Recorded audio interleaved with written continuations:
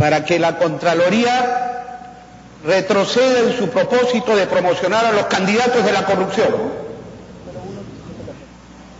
Y es que recogimos el sentimiento de la indignación mayoritaria del pueblo peruano. En costa, sierra y selva, los peruanos nos pusimos de pie, porque no podemos permitir que se presente al mundo como los salvadores de la patria, nada menos que a los corruptos que encarnan las candidaturas de las campañas millonarias.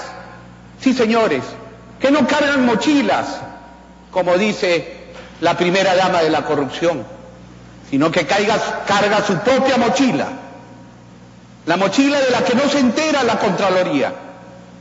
Cómo pagó sus estudios en el extranjero, ella y sus hermanos, cuando no era con dinero de la corrupción del Servicio de Inteligencia, con dinero de todos los peruanos. No se entera la Contraloría de cómo hay prófugas, Rosa y Juana Fujimori, Víctor Aritomi, que le robaron las donaciones del pueblo japonés a los pobres del Perú y que hoy financian su campaña millonaria. No se entera la Contraloría de cómo Keiko Fujimori, ella, no su papito, ella hizo tráfico de influencias para liberar a 2 procesadas por narcotráfico en un caso en donde habían encontrado 353 kilos de clorhidrato de cocaína en el caso Hajduk. Visitó a las detenidas en el penal y tramitó, haciendo tráfico de influencias, el indulto que dio su padre un mes después. No se entera la Contraloría que Kenji Fujimori le encontraron en el almacén de su empresa 100 kilos de cocaína y aquí no pasó nada, ni siquiera declaró ante el fiscal porque metió habeas corpus, ni siquiera la Comisión de Ética del doctor Lai lo sancionó, porque las influencias y el poder de la corrupción es tan fuerte que la impunidad es la que triunfa.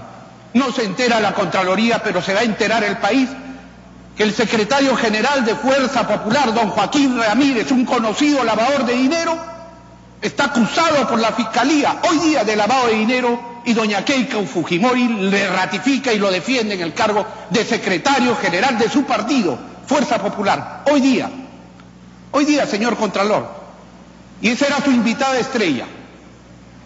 Como su invitado estrella era Alan García, el de la prescripción dada por los jueces de Montesinos, el del caso Lavajato, el de las coimas declaradas por Sergio Siragusa con cuentas en Gran Caimán, el de los narcoindultos, el de los petroaudios, el símbolo de la corrupción en el Perú, Alan García, la otra estrella de la Contraloría presentada aquí. Como dicen, aplauda, Contralor, aplauda, que ya le viene a usted también. Pues sí, porque uno de los grandes problemas que tiene el país es quién controla al Contralor. ¿Quién controla? Ponga orden allí a sus ayayeros.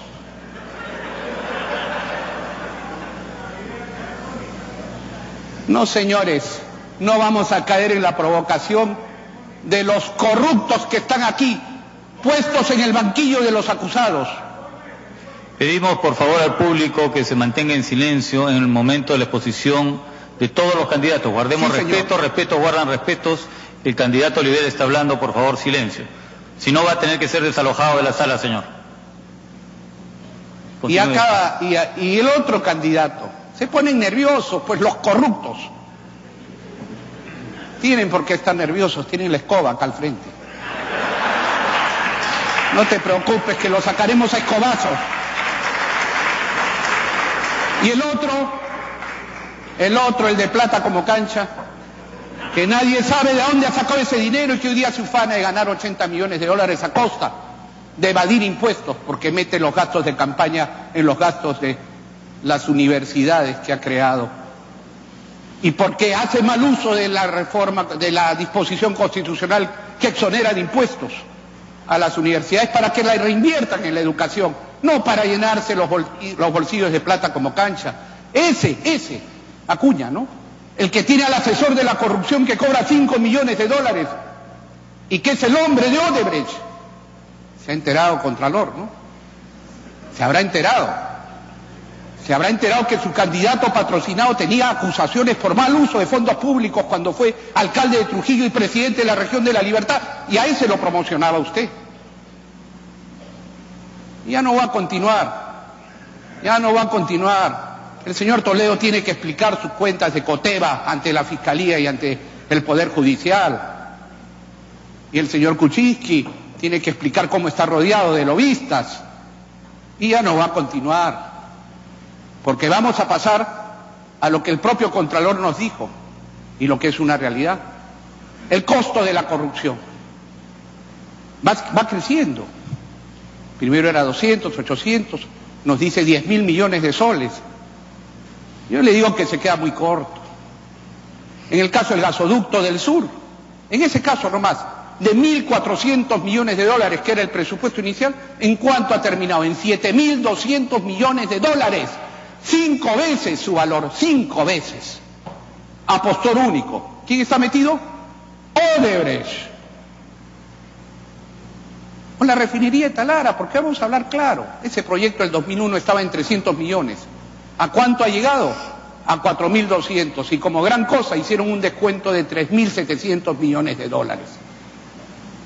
¿Y quiénes salen como voceros para tratar de justificar? Macroconsult. Averigüen a quién está vinculado Macroconsult. Averigüen a qué candidato está financiando la corrupción de la refinería de Talara. Averigüenlo.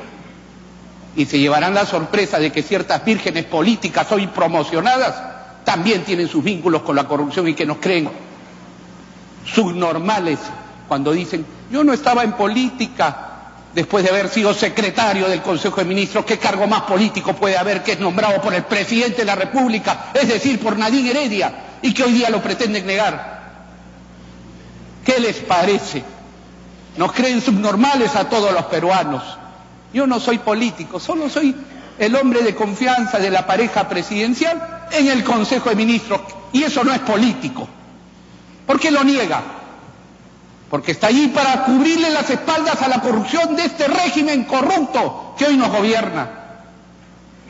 A cifras del están perdiendo los papeles los corruptos. Así me gusta, así me gusta. A cifras del Contralor, así quiere poner orden a ese corrupto. Abandone la sala, señor, por favor. Acompáñenlo a que abandone la sala. Con la bonanza económica vino la bonanza de la corrupción, vino el menú de la corrupción. Se ofrecía corrupción desde elaborar el expediente técnico hasta la supervisión, desde pagar la coima en el origen por adelantado o pagarla en cómodas cuotas cuando avanzaba el proyecto, la obra o el contrato. El mismo Contralor de la República dice: cuando empecé mi gestión me dijeron que era el 10% de las obras, las coimas. Ahora me han dicho que la suma era no del 15%, sino que la coima pasa del 20 al 30%. Sus declaraciones, señor Contralor, aquí las tengo. ¿Podemos acaso presentar cara al país como una gestión exitosa un Contralor General de la República que admite que en su gestión subió de 10% la coima al 30% la coima? ¿En qué país estamos? Pero nosotros vamos a gobernar para acabar y a declararle la guerra total a la corrupción. Con esta escoba, la guerra total. ¿Bajo qué principios? Que se gobierna con el ejemplo. Que en una democracia o se negocia o se gobierna. Que en una democracia no hay intocables.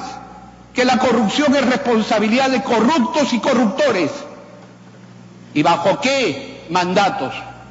El de institucionalizar la democracia, institucionalizar la Contraloría, el de la participación y control ciudadano, el de la autonomía del control total, el de la transparencia, el de facilitar la gestión pública sin paralizar las inversiones, en donde haya en la economía nuevas reglas de juego sin corrupción, para que haya competencia, en donde se haga una verdadera simplificación administrativa y existe una escuela de gestión pública y un banco de proyectos.